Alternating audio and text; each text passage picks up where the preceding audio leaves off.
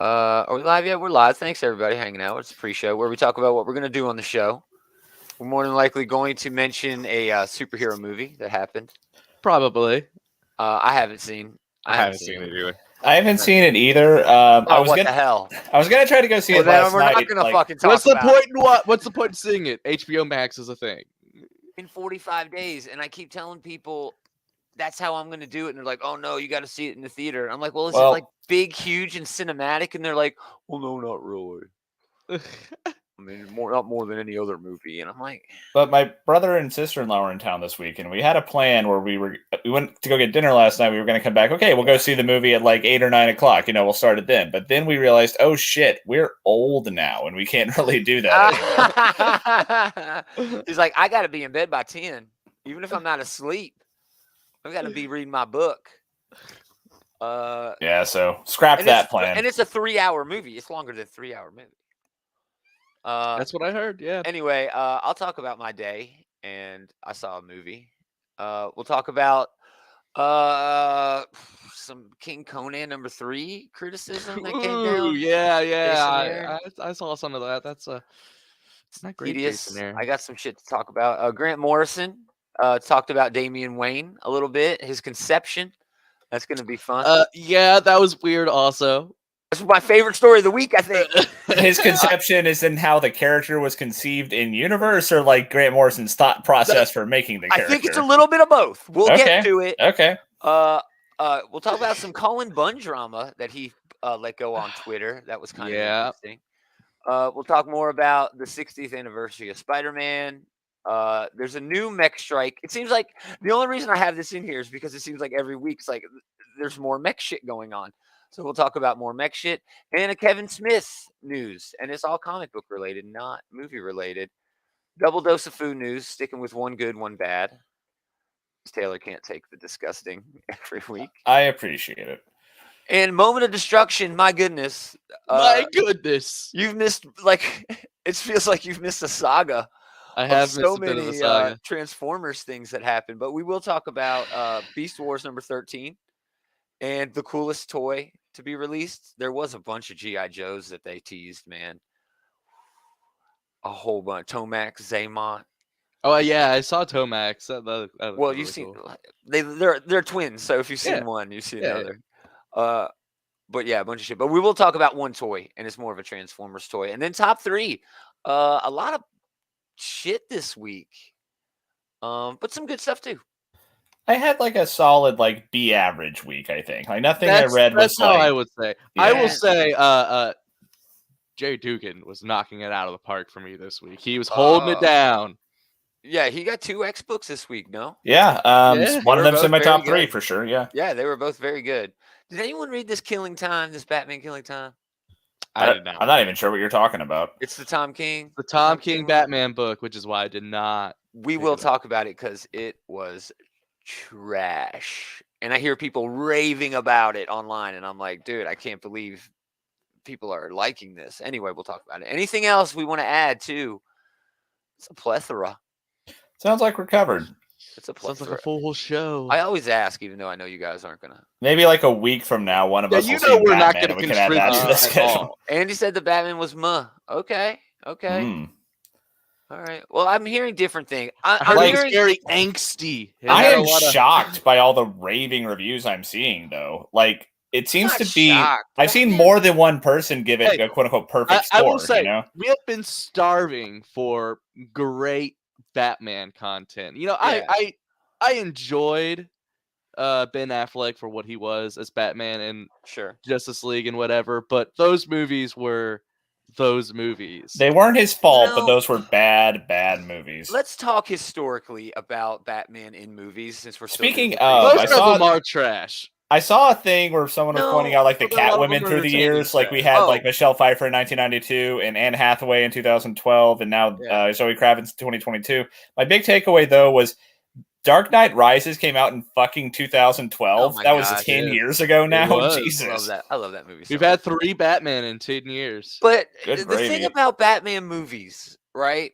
Leading up to the movie, there's always been hate, all the way back to Michael Keaton. Oh yeah. Everybody thought that movie was going to be garbage. It's weird to imagine now, but I'm sure a lot of people didn't like the idea of Beetlejuice being Batman. Oh, they hated that idea. But I mean, you look historically, every fucking Batman movie, whether it deserved it or not, before it came out, it was panned by everybody. Everybody was like, "This is going to be garbage. Oh, this is going to be shit." And then they either followed through or their minds were changed. But remember everybody shitting on Heath Ledger right before? Dude, everybody hated that idea. Everybody hated that. Yeah, that's so weird now. But yeah, I mean, Batman has like an interesting cinematic history. Like, there's one of my favorite ones is actually Batman and Robin, just because it's so bad that it's actually fun. It's really good if you just go into it. It is a lot of fun. Yes. And I miss that with a lot of Batman. It's kind of campy. It's kind of throwback. Batman's not fun. He's not allowed to be fun nowadays. He's all broody all the time.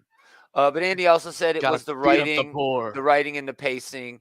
And I'm hearing that about the Batman. Again, none of us have seen it. We're not going to talk about it. That's why we're covering the pre-show. But I'm not seeing any middle ground. I'm not seeing a lot of middle ground on this movie. I'm seeing I either loved it or I hated it. That's pretty common with a lot of these DC movies. Yeah. And with superhero movies in general. I mean, Birds of Prey. I like Birds of Prey. I like Birds of Prey quite a lot. It was okay. I think it had the best fight scenes of all the DCEU movies that they've done. Very dynamic. For sure. All right, let's do the damn show. Enough about Batman. Damn it. We'll talk about Batman in the comics. Let's do this thing. I bet Dave saw Batman. I bet he did too, yeah. Somebody wake up Hicks.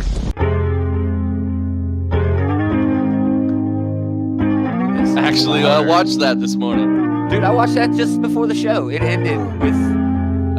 I'm watching Predator right now. Nice. Jesse the Body just got taken out. My old lady ordered pizza. Nathan Ben ordered pizza. It came with free showtime. Greetings, geeks.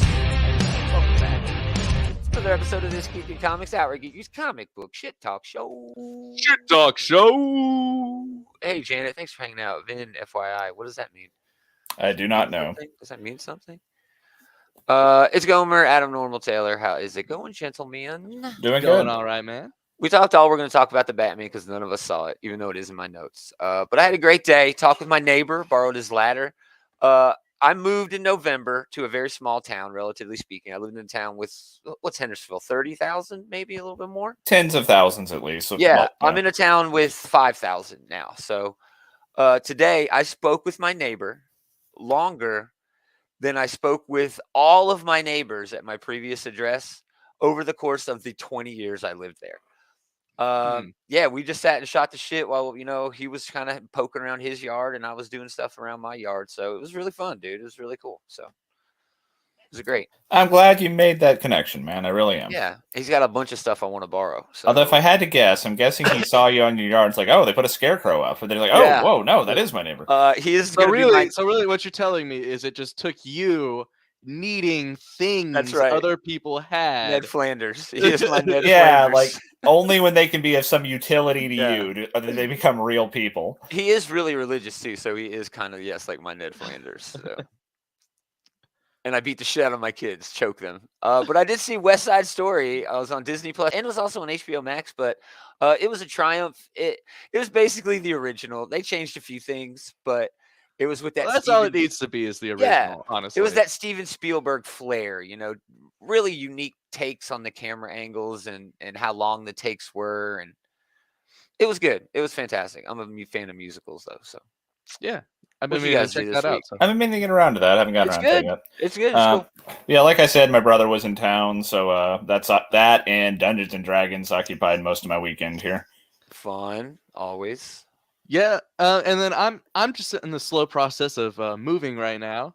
So I've been slowly packing stuff up, and while in the process of doing that, I've been watching Aliens, nice. Predator, going through all of those in the background, while I'm nice. You have not touched your action figures at all. I have a little bit. There's a big shelf behind you that you can't see, and I have some of them bagged up. Here's my Cheetors right here. Nice, dude. That's how I did my shit too. You got to bag them up because they have the little accessories, and if they pop off, a lot of them are headmasters, and if they lose the heads, they're fucked. They're gone. They lose all value. I had the trans metal Cheetor back in the day, and his like his little like hand guards that were like the cheetah head, they kept falling off, and I know I lost those a long time ago. We're gonna talk about Cheetor later.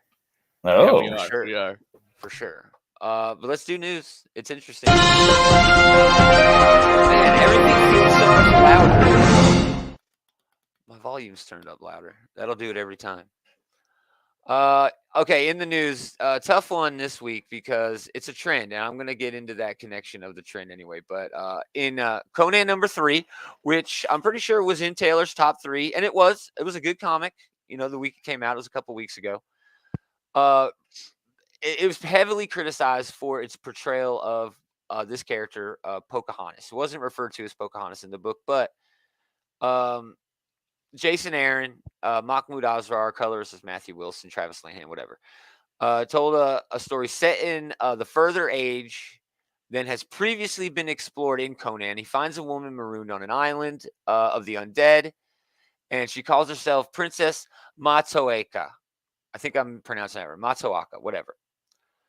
But that is the real life name of the character, of the person, the real life person, Pocahontas, who's a Native American historical figure who, honestly, by the same parent company, was kind of perverted before into sort of a sexual thing. This is a girl, a underage girl, way young, who was basically kidnapped and raped and taken all over and just everything. Looking at the picture there, I could see why people might have taken umbrage to them using her Definitely, name. they're sexualizing a character who has already been sort of mischaracterized and also sexualized, but all painting everything white, painting it all white. So later that same day, Jason Aaron came out with a statement. I'm going to read the full statement. In King Conan 3, I made an ill-considered decision to give a character the name of Matoaka, a name most closely associated with the real-life Native American figure Pocahontas. This new character is a supernatural 1,000-year-old princess of a cursed island within a world of pastiche and dark fantasy, and was never intended to be based on anyone from history. I should have better understood the name's true meaning and resonance and recognized it wasn't appropriate to use it. I understand the outrage expressed by those who hold the true Matoaka's legacy dear, and for all of this and the distress it's caused, I apologize. As part of that apology, I've already taken what I was paid for this issue and donated to the National Indigenous Women's Resource Center, a movement that actually really does need money. The character's name and appearance will be adjusted for the rest of this miniseries and in all digital and collected editions. First and foremost, spec on this has jumped based on that, because of course. Just I mean, anytime it's in the news for any reason, good or bad, you can expect the spec to jump. The first impressions on this seems like an honest mistake. The writer took full responsibility immediately and also promised change. This is how it is supposed to be done when you fuck up. Okay. However, I also I do. It is good that he didn't come out and say like, "I'm sorry, people were offended." That is always a bullshit apology. But yeah, he owned up to it. He owned up to it, and kudos to him. But yeah, there is still definitely a huge problem with this. This shouldn't have gotten out at all. Period. Anyway, what the hell do you have editors for at Marvel? How is Twitter editing your comic books for you, Marvel? Yeah, the biggest fucking comic book publisher on the planet ever, and they can't figure this out. I mean, people always are like, "Man, we need diversity in the." Well, it's like back when the X-Men scandal. You remember when the X-Men first came out and what Colossus had whatever written on his shirt. Yeah, and it was in the window too. It was anti-Semitic stuff. Yeah. I would point out that was more like intentionally anti-Semitic, where I do take Jason Aaron at his word here that he did not mean for this to be. I'm just saying that Marvel has a track record now of letting stuff slip past their editorial. Yeah, that's true. Probably should not have slipped past if people were actually paying attention and looking into the stuff that they're actually publishing. 100%. Okay, Marvel needs to do better, but let's focus again on Jason Aaron, okay? Again, he owned up to it. He apologized. He made amends. You got to do that you got to take that for what it's worth, okay? And put that whatever light you in. I think it's a good thing. Okay, but Jason Aaron has a native fetish. Okay, he does. I'm sorry. His ignorance continues to make his work insensitive. Echo in that Phoenix song, right? He has her visiting a Native American reservation. He has never stepped foot on a Native American reservation. Did he and has write that? Admitted it. Yes, he was writing that. His series Scalped was full of Native American stereotypes, and he has gone and apologized for that and said he's grown into that. But all right. I'm okay with people writing whatever they want. All right. He is trying to put Native Americans into a positive light. But if he can't do it in the right way, he's actually, and I'm not saying he's doing it intentionally, but he's actually doing the opposite. You know what I mean? Well, you know what it reminds me of? He either needs to educate himself or he needs to say, no, Marvel, as one of the top dogs here, you need to hire Native American writers. I do want to point out here real quick that Jason Aaron did not write Phoenix song Echo. That was Rebecca Roanhorse. Well, no. In that Avengers book, when he has her going to the reservation, I don't remember her doing that. Oh well, maybe whatever. I'm reading that wrong. She went to the reservation, I thought, in her own miniseries that just came out. Maybe. Well, between this one and Scout, he does seem to have, and he seems to have the best intentions. Honestly, I'm not taking anything away from the guy. He seems to have the best intentions. He wants to, put a light on Native Americans and things like that. All better that he wants to do that. Okay, I'm not taking it away, but I think you have to do it the right way. I think if he'd have called up any Native writer on Twitter and said, "Hey, let me send you this," and you know what I mean, it would have not had this problem with Conan, King Conan #3 never would have happened. Mm-hmm. And I think that's the easiest thing to do. And why would you not want to do that if your ultimate goal is to make sure you're putting an authentic, positive light on Native Americans and Native American culture? That just seems like common sense to me. There's no way, dude, that he accidentally mistook this for this not being a pastiche of Pocahontas, or at least a Native American woman. I don't know. I'm giving him the benefit of the doubt, and he did come out and apologize. He owned up to it. It just seems like maybe he needs to maybe not do that, or maybe use the power that he's got in the business to actually make more Native American writers a thing. I don't know. All right, moving on, because I'm not trying to pick on Jason Aaron. Damian Wayne. Now let's pick on Grant Morrison. No, I'm not picking on Grant Morrison. They can do no wrong. No problem with that person. But it's always been this thing that we kind of don't talk about. But in Batman, Son of the Demon, it was stated that Batman was basically raped by Talia, who then conceived the greatest Robin of all time, Damian Wayne. But that's kind of not what happened. Is everybody with me on the same? Well, I mean, it's not what happened because Damian's not the greatest Robin of all time. But sure, let's keep going. So back in the original run, in the O'Neill run, it was consensual, but Morrison kind of rewritten it, and it definitely feels like it's not consensual in his, rewriting of it. Yeah, she basically held on to his sperm and used it to cook Damian up in a test tube. But now they are coming out and saying that it was in fact consensual. But with not a weird twist, a great twist, because I am not going to kink shame. For those who, as Morrison said, for those who have wondered over the years, and it seems many have, the conception of Damian, son of Batman, was, in my mind, an entirely consensual event. We've taken pains, my artistic collaborators and I, to show that Batman is clearly a willing participant in flashbacks to the event. The running joke is that he denies it, whether to or to hide from responsibility and convince himself that his youthful passions was some result of trickery. That's deep in and of itself. Like, Batman's like, I ain't no bitch. That's toxic masculinity. Anyway, he goes on, or they go on, Morrison. I will admit, however, that Talia in those stories dosed the Caped Crusader with something from her arsenal resembling a combination of MDMA and Viagra, and doubtless other ingredients of her own devising. She can't help being the devil's daughter, after all. Nevertheless, they were genuinely crazy about one another, but it would take a lot to melt the glacier walls of experience that separates them now.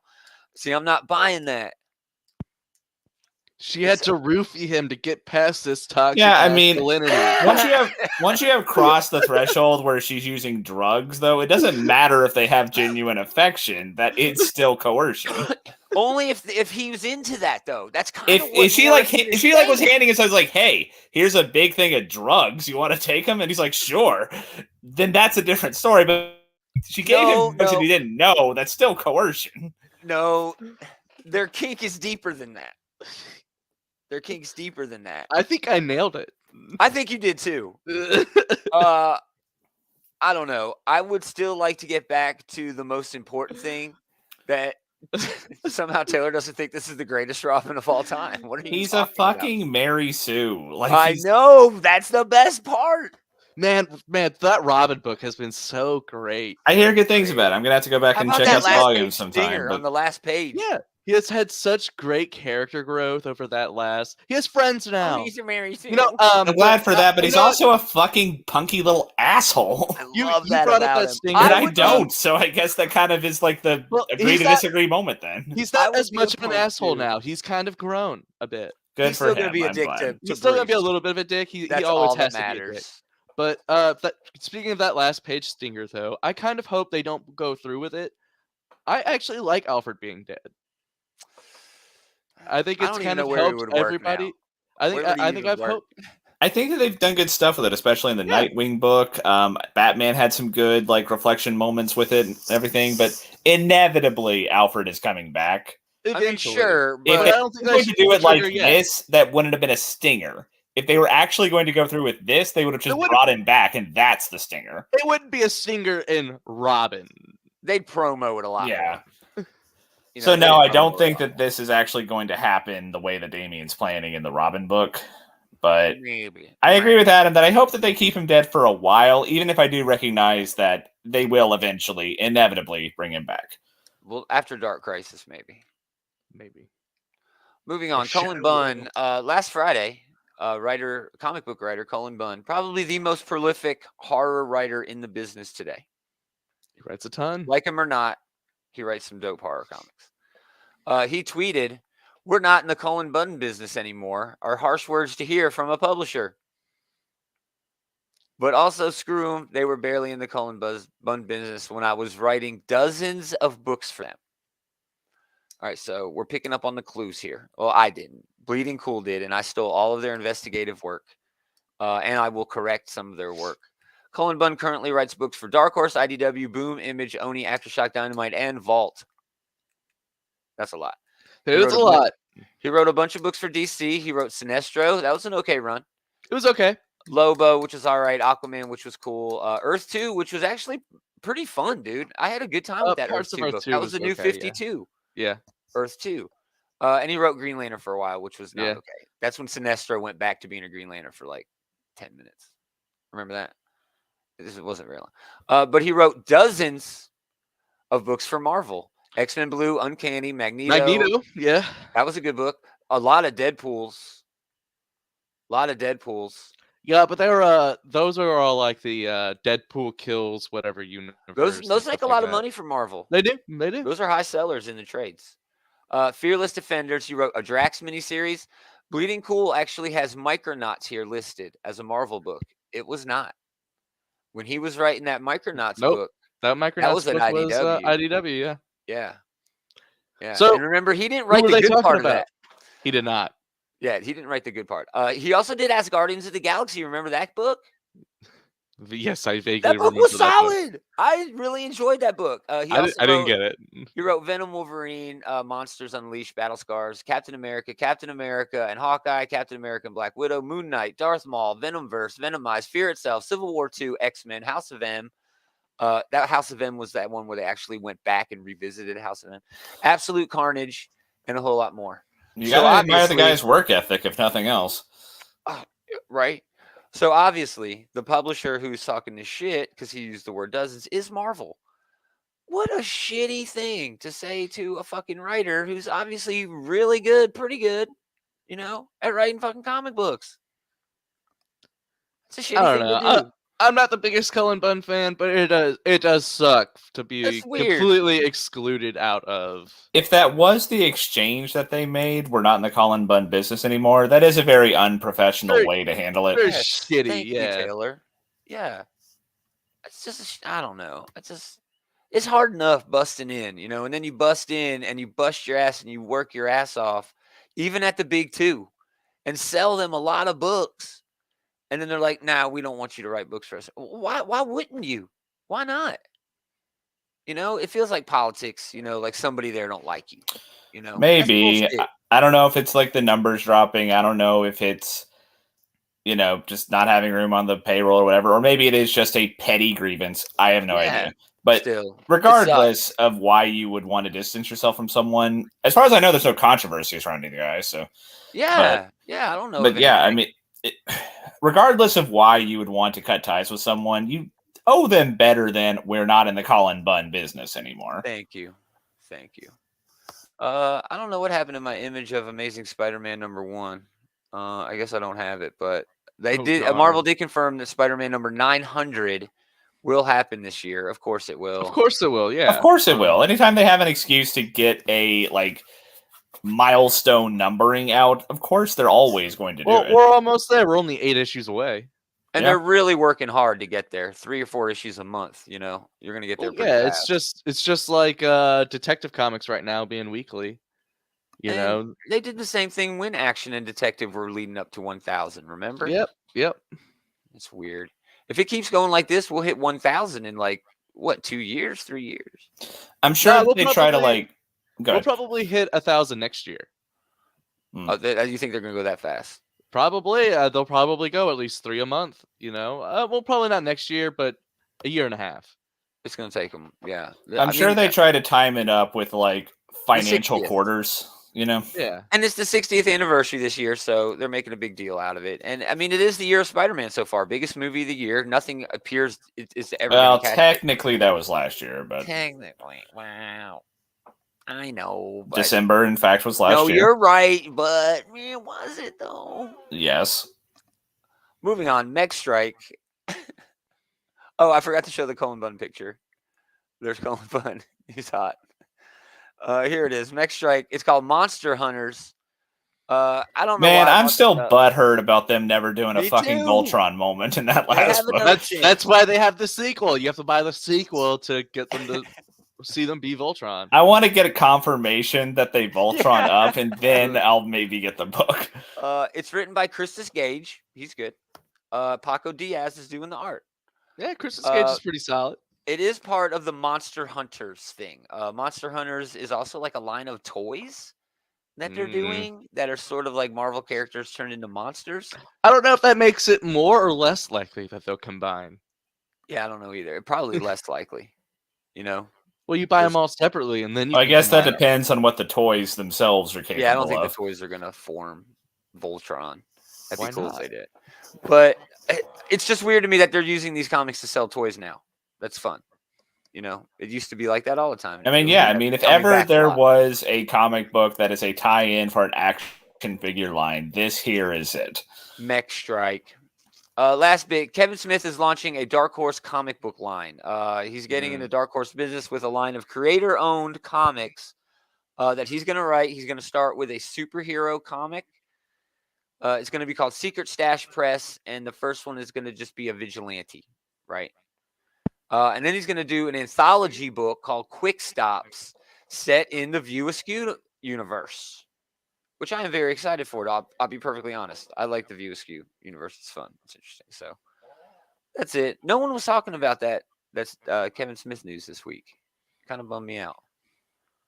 Last time I read a Kevin Smith comic book, it was that it was that Onomatopoeia book with Onomatopoeia, yeah. Love that guy. Love that guy. Dude, I hope they get him into a movie because I've got all of his appearances, everything he's ever been in. As far as He's stupid gag Batman villains go, that's a pretty solid one, I suppose. It's great. It's awesome, dude. I mean, it's a step up above like the likes of Condiment King or like I don't want to go there. I would have said Polka Dot Man back before Polka Dot Man was cool. See? It only takes one. Give James Gunn Condiment King, and he will be cool. All right, let's do food. Yummy.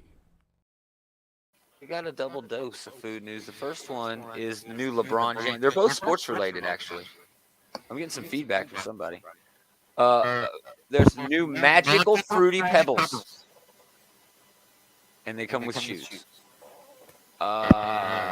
They come with shoes? Yeah. Do the shoes come with Fruity Pebbles, or do the Fruity Pebbles come with shoes? I don't know. All right. Fruity Pebbles cereal is teaming up with Nike and LeBron for the creation of the new Nike LeBron James 19 Low Magic Fruity Pebbles shoe. Available for limited time only. Each box of magical Fruity Pebbles features an on-pack promotion that offers all fans 20% off an item at the Nike.com store. Oh, okay. And so you get 20% off the shoe. And you're entered into a sweepstakes for a chance to win a pair of the ultra limited edition Nike LeBron 19 low color changing shoe based on the cereal, which is LeBron James' favorite cereal when he was a kid. That's how he got big and strong and good at basketball, eating Fruity Pebbles. Well, I'm sure this will move cereal boxes among the sneakerheads. You can find these at select retailers nationwide starting March 7th. So that's now. That's close to now. All right, here's another one, and this one's got a twist to it. It's gross at first, and it's like kind of, clever. Lay's is teaming up to do goat cheese flavored potato chips. Like feta? Nope. Goat, like greatest of all time, and it's got people on there who are legends in sports. Oh, okay. This happens to be a cheese flavored chip. So cheddar jalapeno. See, feta chips would be disgusting. All right, because that's immediately where I went when I was like, wait, goat cheese pizza or goat cheese chips. That's nasty. So yeah, this has got Lionel Messi. He plays football, soccer, something like that. He kicks the ball. He plays. Well, for most of his career, he played for the Barcelona football club. Yes. Oh, lots of people know who he is. He's also the captain of Argentina's national team. You ignorant slut. How's that work? Because he's from Argentina. It's not like the Olympics. No, for the World Cup. Oh, you can just play for whoever you want, whatever country. I mean, there's enough soccer players out in the world that they don't have to do this like headhunting from other countries thing that the Olympics does. Oh, I kind of like that. I think it's fun. It's free agency on the world diplomatic level. Anyway, this is a reasonably clever turn of phrase. I assumed you meant like goat cheese, like stuff like to make that goat. Like, I'm not sure if I like that, but this is a decent pun that they're trying to make here. Yeah. So I'm expecting this to take off, and I'm expecting this to have a bunch of different collectible bags. With all kinds of like a Joe Montana, a whole bunch of people. Yeah. Wayne Gretzky. Pete Rose. I don't know who famous people. I wonder if they'll use Pete Rose because he's still in the doghouse with the MLB. Yeah, it won't be Pete Rose. It'll be current. It's stupid. I wonder if they are going to exclude it to people who are currently playing, because I'm assuming that would probably move more bags of chips. If there's people who are still playing. Yeah. Well, my assumption is I don't know how many people are going to go get the Bill Russell bag. Well, my assumption would be. Right, like every year the NFL does something with Coke or Budweiser, where they have like your local team on the cans. So if it was like, who was that quarterback that just quit, who played for the Patriots? Tom Brady. They could just sell the Tom Brady bags in like the Boston area. I hate that, but they will probably do a Tom Brady bag. That piece of shit. Well, he's awesome, dude. Yeah, he's a great quarterback. He's also a cheater like Pete Rose. That's why I said Pete Rose. Well, yeah, if Pete Rose isn't on there, then Tom Brady shouldn't be either. Thank you. We finally agree on sports. I fucking hate sports. Sports ball. So boring. Awesome moment of destruction. Finally, it's been so long. Finally, I've been waiting for this. First thing, toy. This was announced. The new crossover. Yes. Transformers has done crossovers with Ghostbusters. They've done a crossover with Back to the Future. They did a crossover with X-Men, which is ironically the only one of those 3 crossovers that I don't have. I cannot find the Blackbird under $80 anywhere. Now they're going back to the classic, going back to the OG crossover. Classic. This is the OG Hasbro crossover. Transformers and G.I. Joe. It's not in the scale I buy. It's in the 3.7-inch scale. If you were making this a 6-inch Megatron, that Megatron would be awesome and huge and cool. like 2 feet tall. But yeah, the classic 3-wheeled tread Hiss tank transforms into Megatron. This is the first time I've seen G1 fans actually excited for a Megatron that transforms into a tank. Usually that really, really pisses us off because we're purists. But it's really cool. It comes with a cool Baroness figure. Again, it's 3.75 inch. That is the classic 80s G1 G.I. Joe size. I'm pretty sure it's the O-ring design on that little Baroness figure. Mm-hmm. But yeah, this was showed off against a bunch of cool freaking G.I. Joe classified figures that I'm not pre-ordering any of them, but they're awesome. They were really cool. But yeah, that's the toy. That's the toy of the week. Moving on, Adam, you are up with Beast I am Wars. Up with Beast Wars number 13. I mean, we could do it. Let's jump into this. It was good, man. It was all right. So this was basically a Cheetor issue. The beginning of this issue, the Maximals and the Predacons, they're just duking it out, and Cheetor gets blown up. And when he gets blown up, he goes into his mind, and this is all happening in his head. And these weird floaty heads that showed up earlier in the run show up. The Vox. And they basically try to Inception Cheetor to figure out some maneuver that's inside Dude, of his I head. literally have Inception in my notes. Yes. That's exactly what it is, because they bring Cheetor back to a past moment. He's in a bar, hanging out in a bar, which is exactly from Inception, He's hanging out in a bar, and another version of Cheetor basically comes up to him and is like, hey Cheetor, tell me about this maneuver. Hey. And the maneuver really had nothing to do with anything. It was just like a memory that Cheetor liked because of somebody he shared it with. Right. Yeah. But Cheetor catches on really quick because they're really terrible at this whole Inception thing. The Vox are not good. And for some reason they end up doing a race. The Vox agreed to. Yeah, the Vox turn into Blur because Blur is who Cheetor idolizes. And the Vox agree to that if Cheetor wins a race, that they'll reboot Cheetor, and Cheetor could, be Cheetor again. Yeah. But it wasn't a race to a finish line. It was actually a race through circuit pathways in Cheetor's mind that unlocked the secret that the Vox actually wanted, but then didn't. But they did find out about the protoforms. That's basically where we ended up. The Vox want the protoforms now. Yeah. This is an okay issue. It was an okay issue. It has the same. Okay. I had a good time. It was an okay issue. I really like this, or I want to really like this series. It's a lot better than any other Transformers book that's coming out right now. It's Worlds and the normal Transformers book. It's not as good as King Grimlock, but it's still, the art is just okay. I thought Winston Chan on this instead of Josh Burcham, who's usually on it, did a lot better. Yeah, he did better, but it's still. And I got to see Blur, man. I fucking love Blur. It's still not my face to art. We were spoiled for a long time with just fantastic Transformers artists, and I do feel like we are a step down now. Well, we got some stuff coming. We do. But yeah, this was still a solid issue. It was pretty much enjoyed this. Yeah. This is ending in a few months, as is everything there, and then the good stuff starts. You know, 6 months of awesome IDW revisits and then a new blood. I'm very excited. Very excited. All right, let's do top 3. Wait, what, Adam? Well, I'll go first.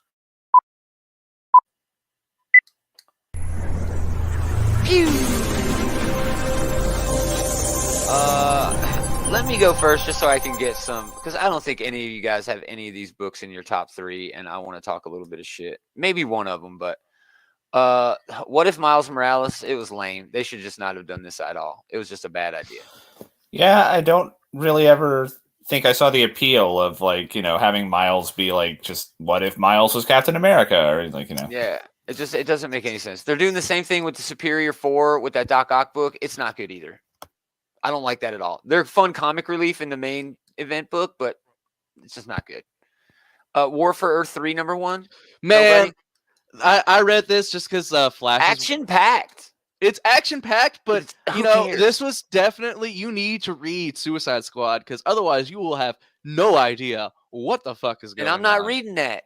Exactly. And it begins in Earth 3, and it really threw me off with Connor Kent because Connor Kent became like Bizarro Connor Kent, and I couldn't figure out if that was Earth 3 Connor Kent or if that was just normal Connor Kent. I'm still not sure. And I'm still not sure because they never tell you because they assume you have read Suicide Squad. I didn't even realize it crossed over until the Shouldn't Earth 3 Connor Kent just be like an evil Connor Kent rather than a Bizarro Connor Kent? I don't know. I don't know.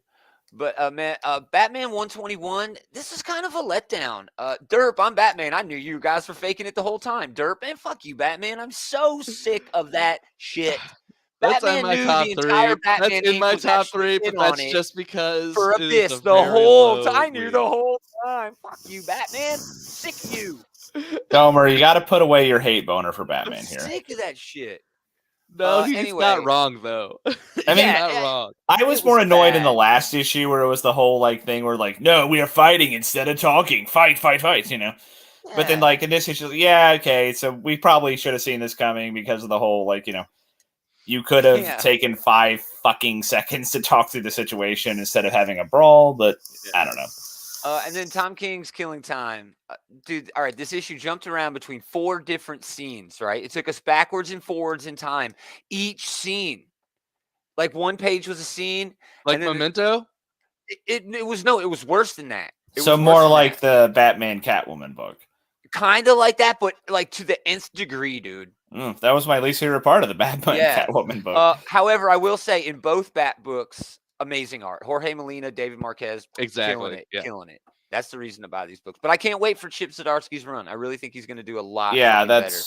Yeah, this Williamson run is definitely a placeholder run. It's a place for Williamson to put all of his loose ends together for his Williamson verse that he has going on between Robin and Deathstroke and Justice League Incarnate and it's weird, all this. Dude. I mean, considering that, considering he was asked to, like, okay, you are going to just kind of spin the wheels here for a little bit while we're moving over to the next, like, actual Batman writer, he did a pretty solid job. Yeah, no, you're right. I'm still upset with that. I'm bad you all along, Batman. Anyway, my actual honorable mention, I think you guys are going to talk about 2 of my honorable mentions, so I'll just mention Woman Without Fear #3. Yeah, that was pretty solid. I was probably going to make that an honorable mention. The only problem I had with this is it spoiled the main event. It spoiled the next issue of Devil's Reign.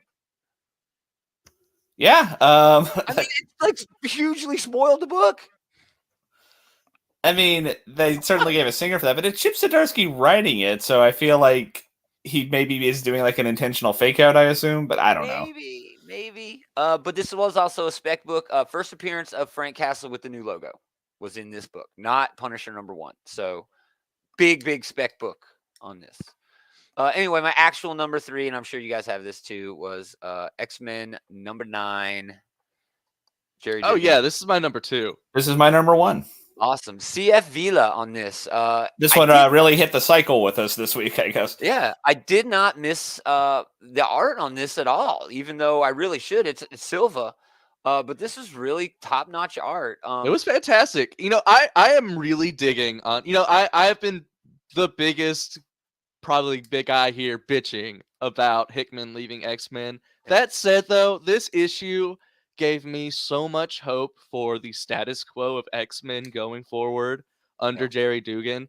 I mean, I just love how Orchis is set up in this. It gave me Cobra vibes. Like Dr. Stasis standing there with Nimrod behind. That's his nemesis enforcer. Yeah, dude, you're not wrong, man. Yeah, this book, I feel like I was reading through this book, I did feel like it had a lot of big Hickman energy to it, which isn't to detract from like Dugan or anything, but like, yeah, I really love like the factions gathering up their forces here. Yeah. I like seeing really like all about the bad guys. Yeah, and I do like the personality that Orchis does have, and I really like how they've just gone ahead and put Abigail Brand on damn Orchis now after what happened in Sword.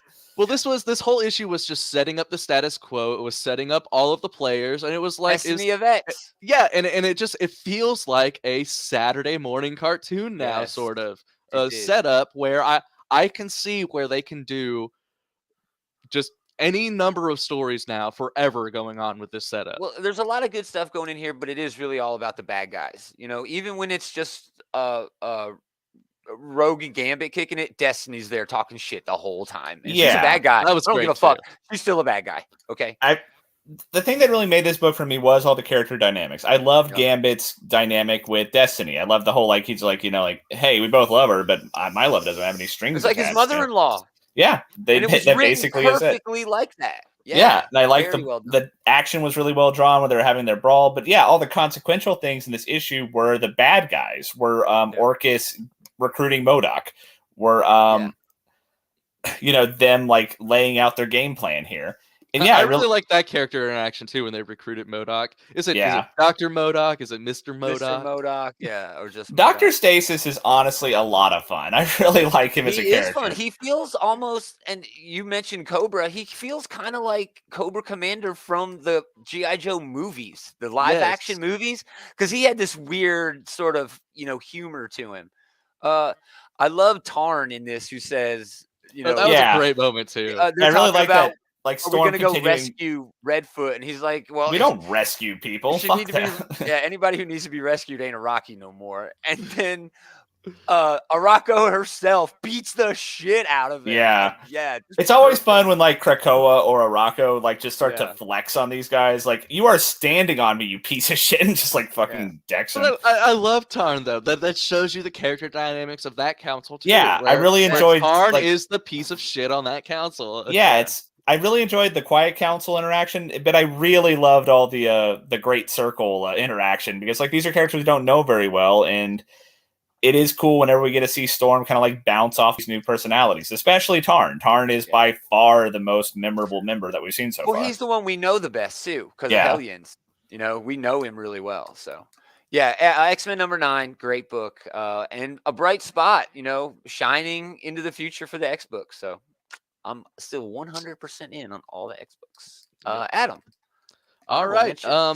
Honorable mention. Only one really worth mentioning honorably would be Monkey Prince #2. Nice.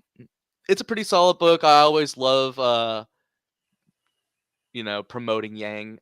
Yang's a pretty great writer, I'm sure. He always gets all of these small books though. The only reason why this isn't in my #3 or in my top 3 is because this is kind of your basic hero's journey. I've definitely read this story before. But that said, it's still pretty solid, still pretty solidly written. The art's fantastic. Feels like a kid's book. Yeah, kind of like a kid's book. But it's still good. It's still solid.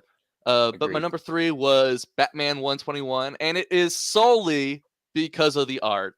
Jorge Molina does just murder the art in this book. It is so fantastic. Even there's the a fun coloring dynamic is fantastic with Lex. in it. Lex is cool in this. There is a good dynamic with Lex. I wonder if they're going to keep that going. I hope so. I like Williamson's run, because you know I do like it. And Williamson does he is sort of like the house writer, so whatever he writes, it feels like it's whatever editorial wants to happen, sort of. Sure. So this does feel like something that Lex might be doing for a little while longer, which I kind of hope does. I'd be cool with that. So yeah, like the backup feature. It's definitely all the art, and yeah, the backup was pretty solid too.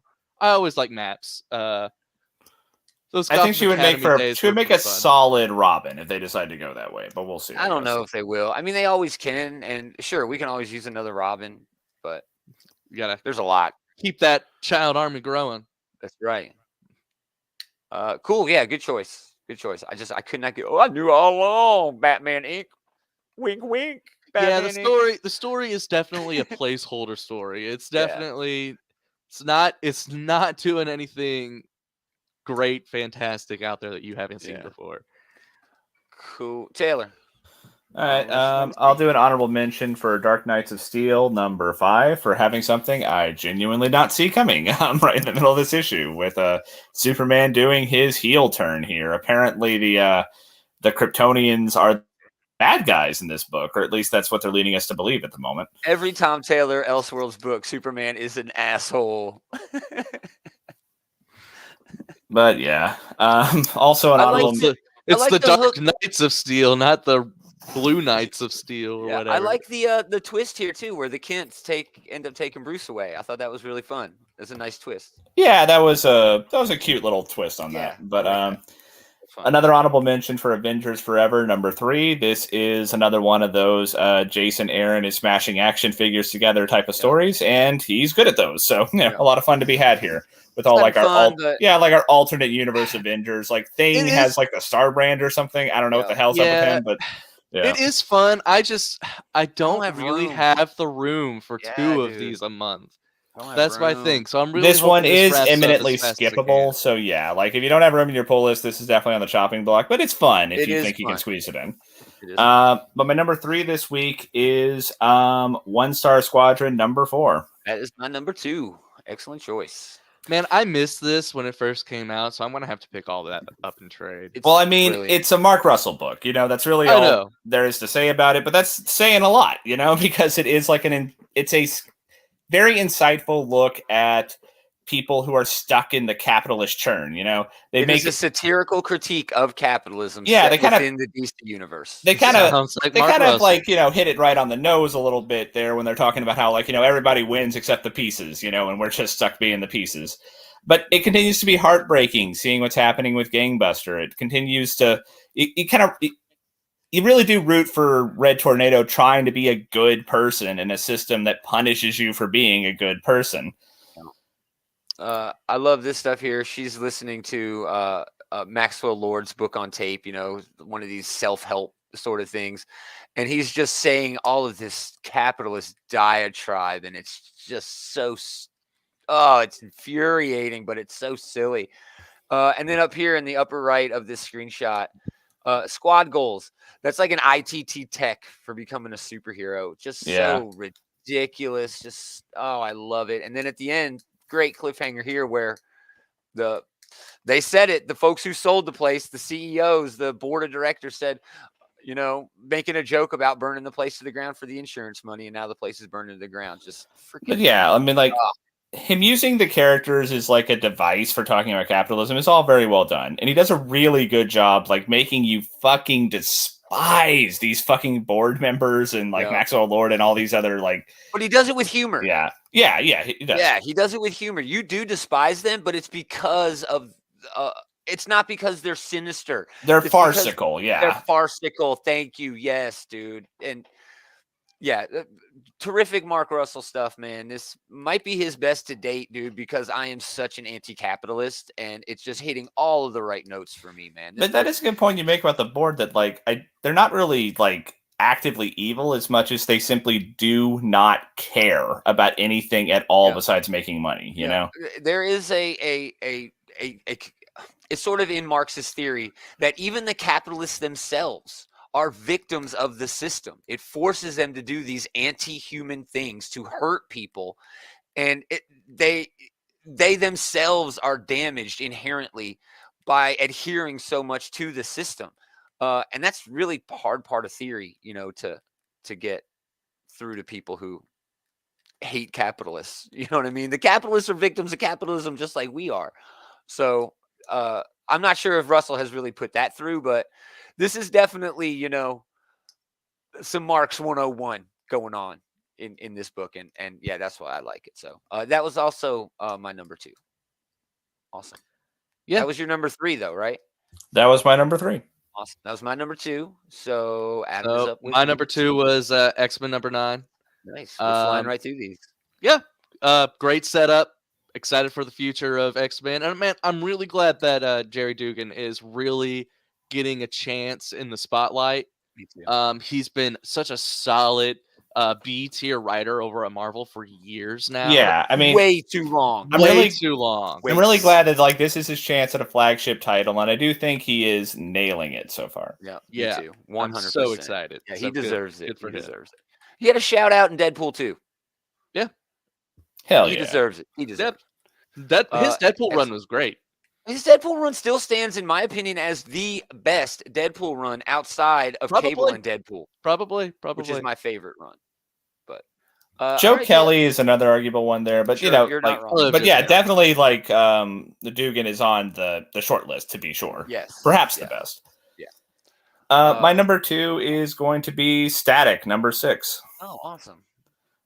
This was a pretty solid wrap up to the quote unquote season 1 of this milestone. Yeah, like we got to see Static just like fucking. Oh man, right? This kid is a god. You know, like Dude, when he really cuts loose.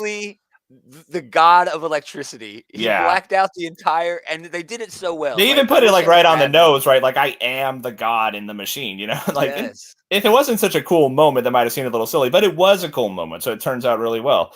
And I also like how they're giving a good message with this book. You know, like Static is in a position where he could just blow this motherfucker away if he wanted to, but he doesn't. You know, he even says himself, like, it's hard to hold myself back. But I think that his little like soapbox speech at the end works really well. You always put a lot of risk on the story when you give the character a soapbox speech, but when they nail it, it is something pretty cool to see. Yeah, it was. And I think they nailed it here, dude. It was some heroic shit. I mean, he's fighting, and he literally like goes binary, dude, and just blacks out like the entire city. And the way they're explaining it, how he's almost feeling the electricity flow towards the servers, and then it's entirely black throughout the city, and then it's just him with his finger lit, you know, and it's done just so well, dude. And yeah, the art was great. And then there's this, you know, epic finish here, dude. This book was amazing. This volume 1 of Static was awesome. It was so good. Yeah, so like good. This is the one they really needed to nail for this relaunch of Milestone, and I think that they did. So yeah, that makes my number 2. Me too. Fantastic choice. All right, that leads to me. Number 1, crossover number 12. Donny Cates, D. Cuniff. Holy shit. All right, this book has no business being this damn fun. Anybody who doesn't know what this is, a portal opens over Denver. Comic book characters fly through the portal and mayhem ensues. All right. Up to this point, there has been someone going around murdering comic book character or comic book writers. All right. And we find out last issue that it's Negan. Well, Negan from The Walking Dead, who is the guy who's been killing all these writers, he's pissed because they made these characters do these terrible things. He's like, I'm not a bad guy. You made me a bad guy. I didn't realize they had done him in black and white. That's a good touch. Right. He's like, I didn't want to do that, right? So he goes and visits Robert Kirkman's house. And this is Robert Kirkman's house. He's smashing his 6-foot-tall Optimus Prime, which he actually owns. He actually owns one of those. And look, there he is doing the Glenn thing. And then he even calls it out. He's like, and this is for what you made me do to Glenn. He calls him out on this. It's full of cool references. It's just meta to the extreme. It might be the most comic book that has ever existed. Here's Donny Cates, okay? All bearded up and long hair because he's been in jail. I don't know what you actually call this. It's not really breaking the fourth wall. He's having an exclamation moment and grabs the word balloon and kills a guy with it. What? Who thinks of that? Who thinks of that, dude? Who ponders anything like that? That makes no sense. It's fantastic. Oh my gosh, though. It's fantastic, man. Everybody should catch up on this. Here's this. Oh, hey, between the panels. Did you get your hair cut? Yeah, between the panels. Now that's Donny Cates, right? The Alan Moore thing was just confusing. He's not wrong. It was kind of confusing. But oh my gosh, dude, this was so great, and I can't get enough of just how dumb, big, stupid comic book fun this is. And Negan actually kind of has a little his conversation with Kirkman.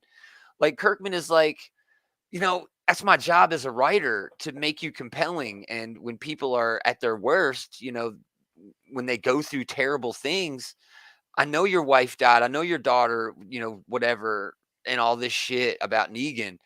And Kirkman is like, well, you know what? In order to write that shit, I was about to lose my mortgage. I was a terrible writer. And then Walking Dead hit and it saved my life. Right. And in order to make Walking Dead good every month, in order for me to survive, I had to go to a pretty dark place in order to write that.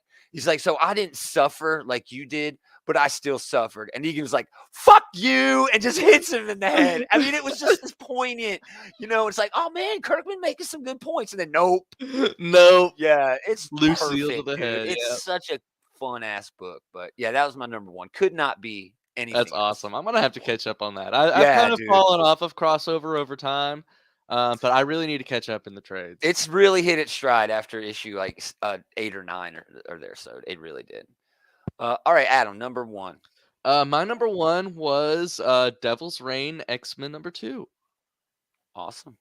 Yeah, I mean, Jerry Dugan again, knocking it out of the park this week. And the last, X-Men number 9, that was a big overall picture of X-Men as a whole, what's going to happen going forward as a universe. This was just a deep dive into Emma and to Elektra for sort of a bit too, and in a weird way, kind of Spider-Man too, which I did not. I like that a lot. I did like that. That was a good. I really like that moment. That it honestly broke her heart to look at like Spider-Man's inside story there. My favorite part of this was them showing, and according to the cover here, when she became like Sue Storm for a minute to go get some money, and when she that went was hilarious. Yeah, I love into She-Hulk's ear to change the way a court case went, or when I love seeing her shenanigans there in the beginning. But what I really loved about this issue though is the dichotomy between Elektra and Emma Frost. How they're both very similar. They're both these villainous women. But they both also kind of view each other as the better option over the other. Elektra, sure, she kills people, but she kills them quick. Whereas Emma, she might not kill you, but she'll rewrite your mind. That was a good moment. It was a good juxtaposition. You'll do. Yeah. It was a good juxtaposition from the first issue where like Emma was given the whole like, well, I'm the good option theory.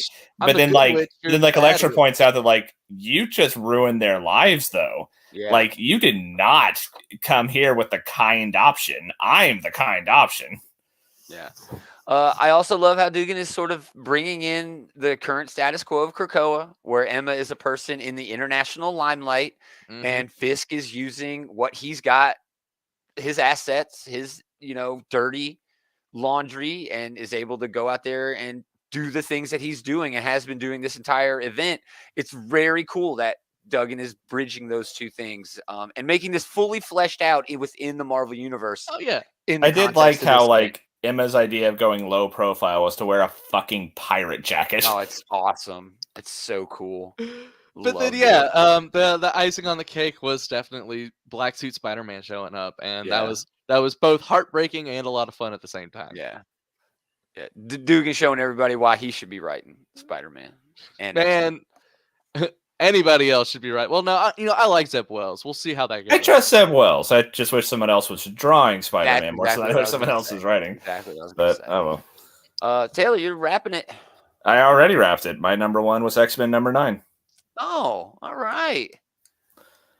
We had a lot of crossover this week. Yeah, we all had X-Men on there somewhere, and yeah, it was a good week, man. A lot of shit, but a lot of good stuff. But next week, holy crap! Come back tomorrow night, same time. We are going to be doing our preview show, and man, there's the X Lives, X Deaths, 2 issues next week, 1 of each. Now I haven't been around since that started. I know. That book is nuts, dude. Both those books are nuts. Nuts. nuts. But yeah, come back. We're going to talk about those. Come back tonight. The Comic Book Bullies are going to be here doing their show. They always have a lot of good fun. I bet they're going to talk about the Batman in depth. So yeah, definitely come back for that. Go to outrightgeekery.com. There's links for everything that we've got going on there. Thanks for listening, everybody. Most of all, thanks to these jokers for hanging out with this joker. I can show the Joker. I can do anything. You gotta pick one, man. I like this one. How about this one? I know you hate that one. It's my least favorite of the bunch, but hey, man, as long as you settle on one, whatever. We are going to do it again next time. Same geek time, same geek channel. I think your rhythm's a little off there, man. It is. It's okay. He's got to get back into practice. Yeah, gotta get back on the treadmill there a little bit. Get thrust off.